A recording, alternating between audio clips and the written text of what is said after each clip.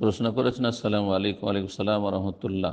সম্মানিত শেখ, আমার শরীরে একটু সমস্যা আছে, সাইনাস প্রবলেম। ফ্রিজের কিছু খেলে বা গোসল করলে ঠান্ডা বসে যায়। ফ্রিজের খাবেন না, সতর্ক থাকবেন। গরম পানিতে গোসল করবেন। জি।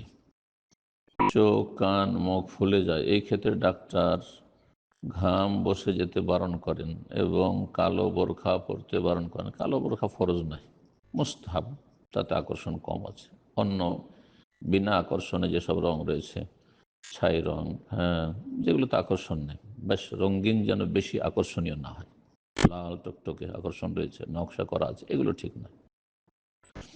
সাথে গোসল সকাল 10টা-11টার মধ্যেই, মানে জোহরের আগে করতে বলেছে। হ্যাঁ, এই সময়গুলোতে চেষ্টা করবেন যে এই সময় যেন গোসলটা করতে হয়। শ্রেণীতে বলেন, নইলে সমস্যা হবে বলেন। এটা দীর্ঘদিন চলবে, 2 বছর তো কম করে। এক্ষেত্রে আমার যে কোনো কারণে দিনে রাতে গোসল ফরজ হলে ঠান্ডা লাগার ভয় বা অসুস্থতা হওয়ার ভয় থাকলে তেমন করতে পারবো?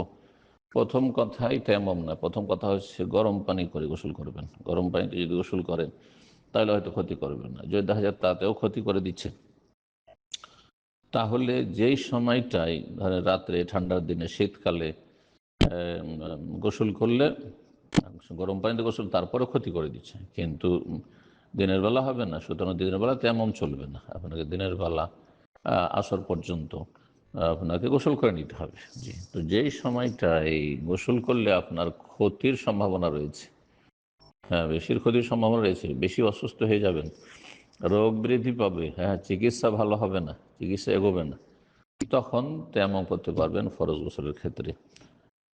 আর কালো বাদ দিয়ে বোরখা পরলে কি আমি পরিপূর্ণ পর্দার সব পাবো? যদি মাজুর হন তো পাবেন ইনশাল্লাহ, তবে আকর্ষণীয় রং যেন না হয়।